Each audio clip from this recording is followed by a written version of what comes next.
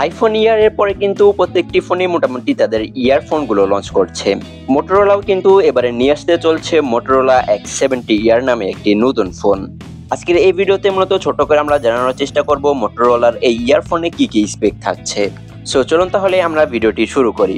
ফার্স্টে চলুন ফোনটির ডিসপ্লে নিয়ে আমরা কথা বলি।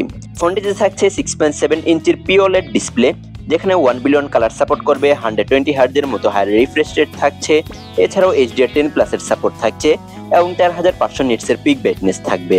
ফোনটির ওয়েট হবে 159 গ্রাম এবং থিকনেস হবে 6 মিলিমিটার। ফোনটির স্ক্রিন টু বডি রেশিও হচ্ছে 19.4% আর রেজুলেশন হিসেবে ডিসপ্লেতে থাকছে 1200x2700 pixel, pixel density 446 ppi আর এই ডিসপ্লেকে প্রোটেকশন করবে কর্নিং গোরিল্লা গ্লাস 7i। পারফরম্যান্স সেকশনে ফোনটি out of the box Android 16 এ পাওয়া যাবে আর এই ফোনটিতে কিন্তু 3 বছরের অ্যান্ড্রয়েড আপডেট আসবে। চিপসেট হিসেবে এই ফোনটিতে থাকবে কোয়ালকম স্ন্যাপড্রাগন 7 Gen 4 এর মতো পাওয়ারফুল চিপসেট, যেটি 4 ন্যানোমিটার বেসড অক্টা-কোর প্রসেসর। আর এই ফোনটিতে জিপিইউ হিসেবে থাকবে Adreno 722। র্যাম রোমের দুইটি মাত্র ভেরিয়েন্ট থাকছে, 12GB র্যাম, 256GB রোম এবং 12GB র্যাম 512GB র্যাম রোমের ভেরিয়েন্টগুলো থাকছে। ক্যামেরা সেকশনে থাকছে ডুয়াল ক্যামেরা সেটআপ, যার মেইন ক্যামেরাতে থাকছে 50 মেগাপিক্সেলের 1.8 অ্যাপারচারের একটি ওয়াইড ক্যামেরা উইথ OIS আর সেকেন্ড ক্যামেরা হিসেবে থাকছে 50 মেগাপিক্সেলের 2.0 অ্যাপারচারের একটি আলট্রা ওয়াইড ক্যামেরা। এই ক্যামেরা দিয়ে আপনারা সর্বোচ্চ 120 ডিগ্রি অ্যাঙ্গেলে ছবি তুলতে পারবেন।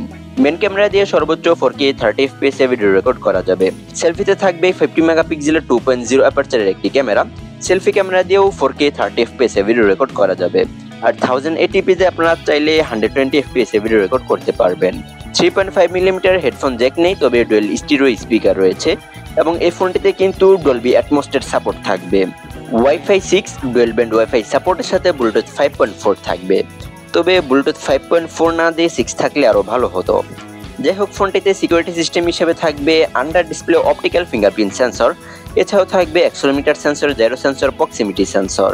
আর এই ফোনটি ব্যাটারি সেকশনে থাকছে 4800 মিলিঅ্যাম্পিয়ারের একটি ব্যাটারি, যদিও বা ব্যাটারিটা আমার কাছে রাইট নাও খুবই কম মনে হচ্ছে, বিকজ বর্তমানে অনেক ফোন রয়েছে 8000-এর উপরে ব্যাটারি দিচ্ছে, সেখানে 4800 মিলিঅ্যাম্পিয়ারটা অনেক কম হয়ে যায়। আর এই ব্যাটারিটিকে চার্জ করার জন্য 68 ওয়াটের একটি ফাস্ট চার্জার থাকছে।